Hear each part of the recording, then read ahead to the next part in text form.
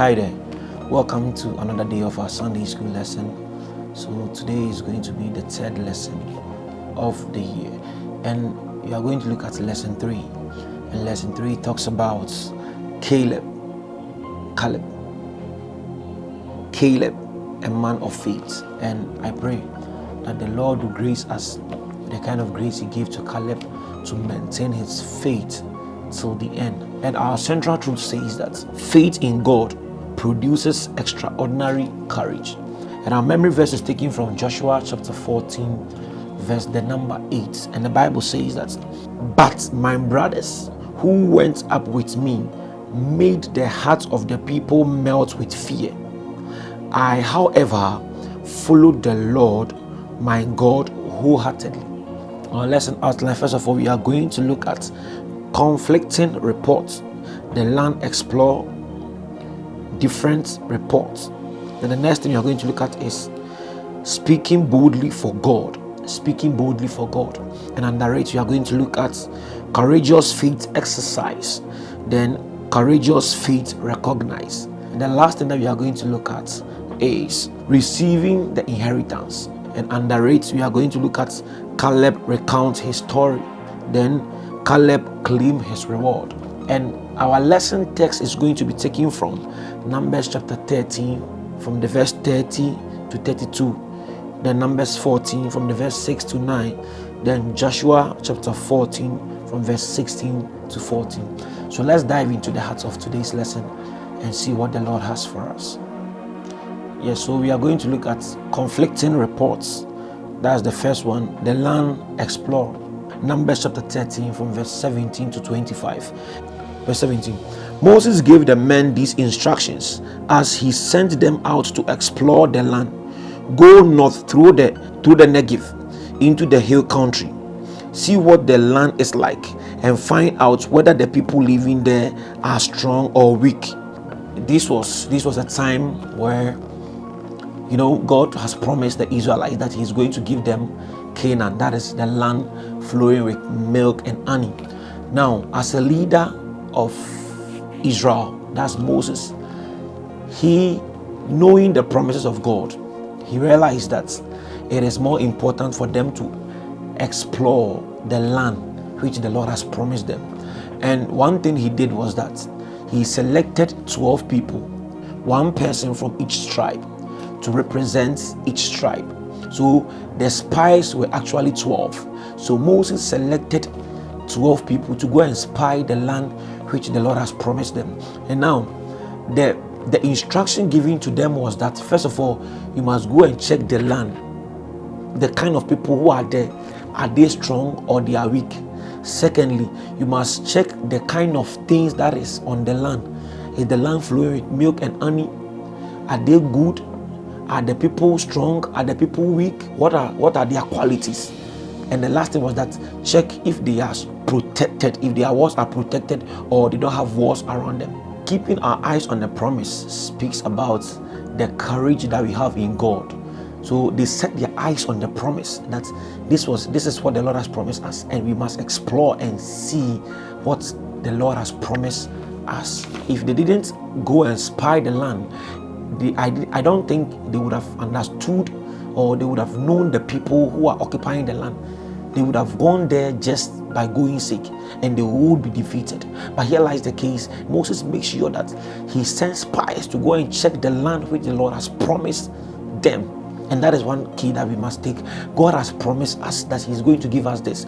We must not relent. We must prepare ahead of the promise so that when we meet the promise, we can be able to possess that promise that God has given to us. Yes, so we are looking at the second part, the B part, that's different reports. Numbers chapter 13, 25 to 33. After exploring the land for 40 days, the men returned to Moses, Aaron, and the whole community of Israel at Kadesh in the wilderness of Paran.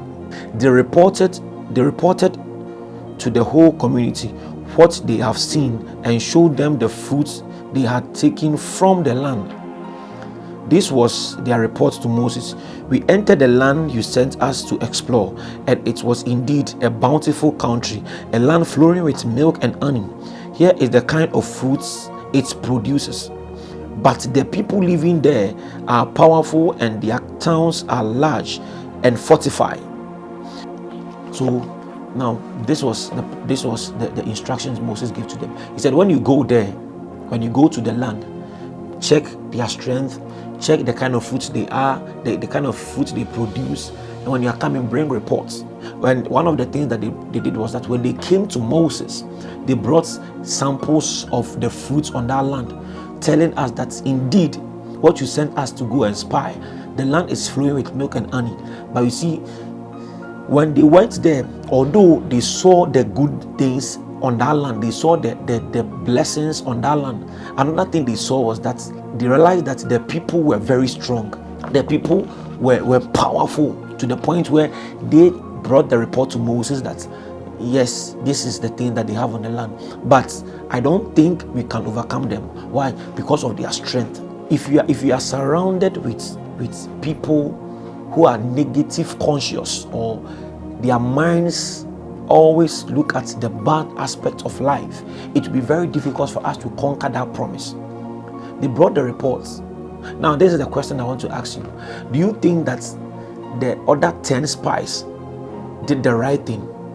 Although they brought the good reports, but they added the bad thing that are on the land. Do you think it's something good?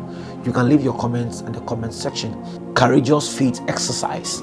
Courageous faith exercise. Numbers chapter 14 verse 1 to 10. Then the whole community began weeping aloud, and they cried all night. Their voices rose in great chorus of protest against Moses and Aaron. If only we had died in Egypt, or even here in the wilderness. They complained, why is the Lord taking us to this country only to have us died in battle? After the bad reports, the people started complaining, the people started murmuring, the people started blaming God, the people started pointing hands on Moses and Aaron.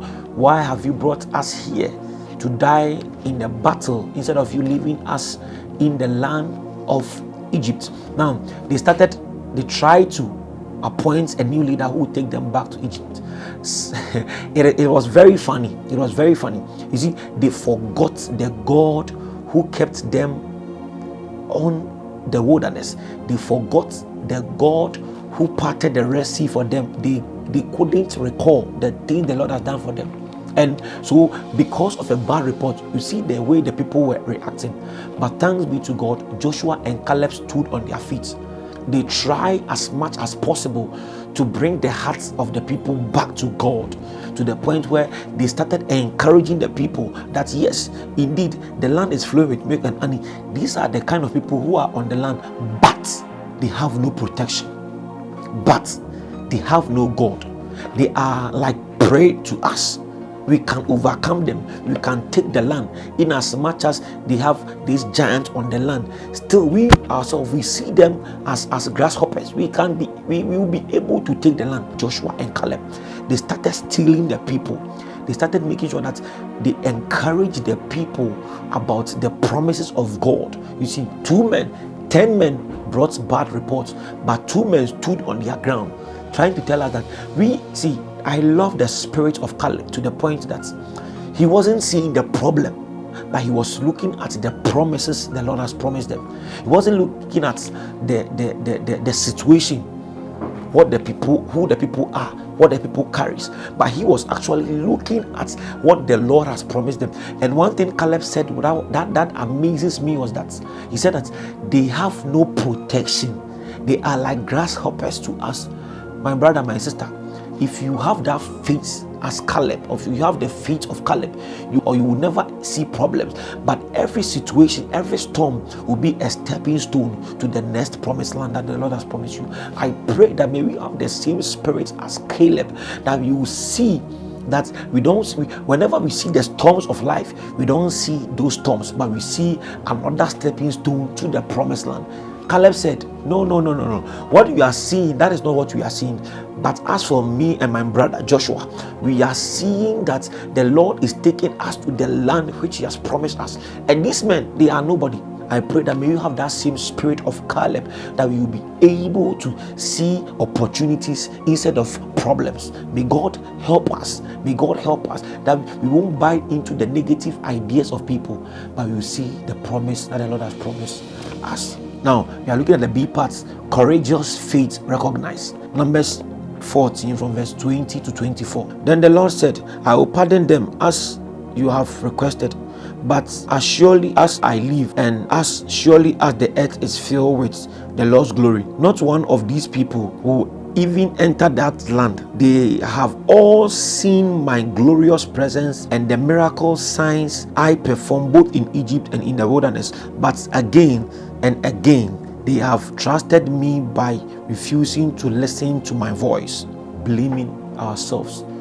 Negative mind, negative mindset, negative ideas has caused a whole lot of people not seeing the promises of God. And I pray for you that may you set your eyes off the negative things and may you set your eyes on the promise, so that you will possess the promises the Lord has promised you. And we are going to look at receiving the inheritance. Caleb recognized his story.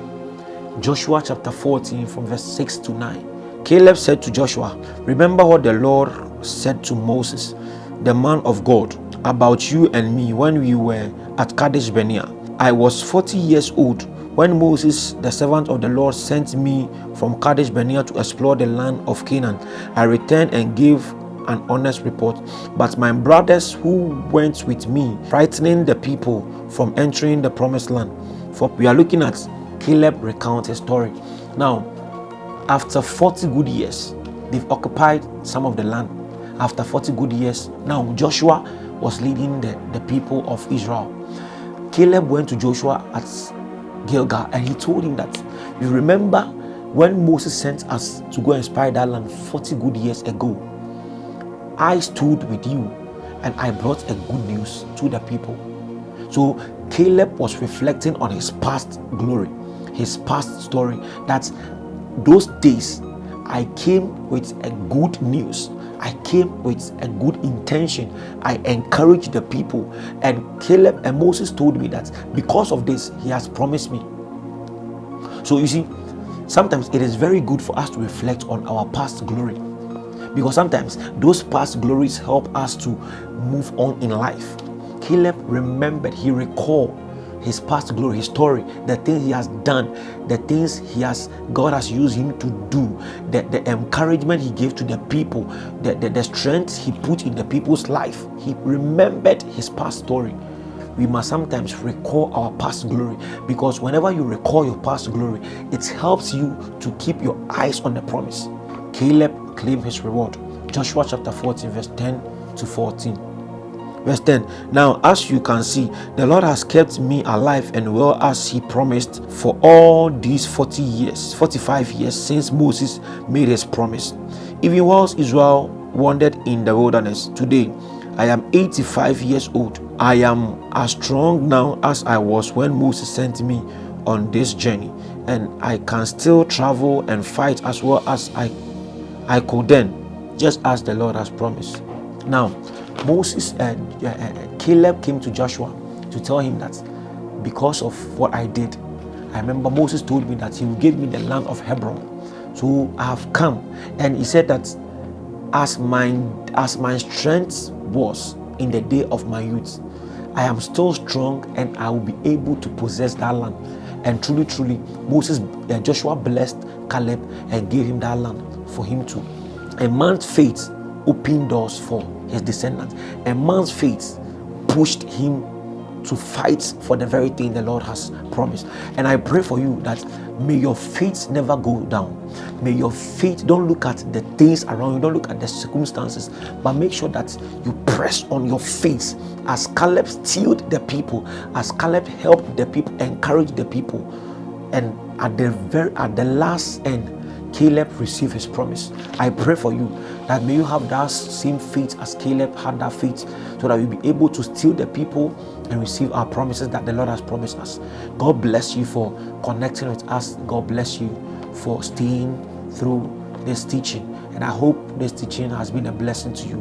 You can leave your comments, your contribution and your suggestion at the comment section.